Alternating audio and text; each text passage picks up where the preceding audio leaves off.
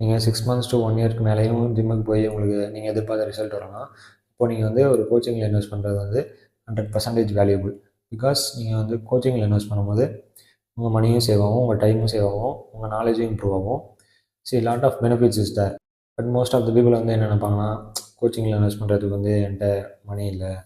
But நீங்கள் last 1 இயராக எவ்வளோ செலவு பண்ணீங்க, சப்ளிமெண்ட்ஸ்க்கு எவ்வளோ செலவு பண்ணீங்க, டயட்டுக்கு எவ்வளோ செலவு பண்ணீங்க, இவ்வளோ செலவு பண்ணியும் நீங்கள் எதிர்பார்த்த ரிசல்ட்ஸ் வந்துச்சா?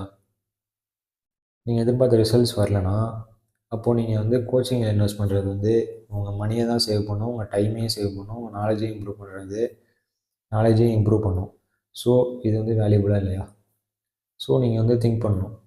ஸோ நீங்களே வந்து இதெல்லாம் கற்றுக்கிட்டு நீங்கள் வந்து ட்ரான்ஸ்ஃபார்ம் பண்ணணும்னு நினச்சிங்கன்னா, நீங்கள் கண்டிப்பாக ஒரு ட்ரையல் அண்ட் எரர் ப்ராசஸ்க்குள்ளே போய் மட்டும் தான் கற்றுக்க முடியும். But most of the people வந்து அந்த ட்ரையல் அண்ட் எரர் ப்ராசஸில் வந்து போக மாட்டாங்க. ஜஸ்ட் இன்ஃபர்மேஷன் மட்டும் கற்றுக்கிட்டு அதை அப்ளை பண்ணவே மாட்டாங்க. ஜஸ்ட் இன்ஃபர்மேஷன் மட்டும் கற்றுட்டு எனக்கெல்லாம் தெரியும் அப்படின்னு நினச்சிட்டு இருப்பாங்க. ஸோ நீங்களே திங்க் பண்ணி பாருங்கள். நான் நெக்ஸ்ட்டு 6 மந்த்ஸ் நீங்கள் இப்போ பண்ணுற மாதிரியே பண்ணிட்டு இருந்தால் உங்களுக்கு வந்து நீங்கள் எதிர்பார்த்த ரிசல்ட்ஸ் வந்து வருமா? இல்லை நம்ம கோச்சிங்கில் இன்வெஸ்ட் பண்ணலாமா? Just think.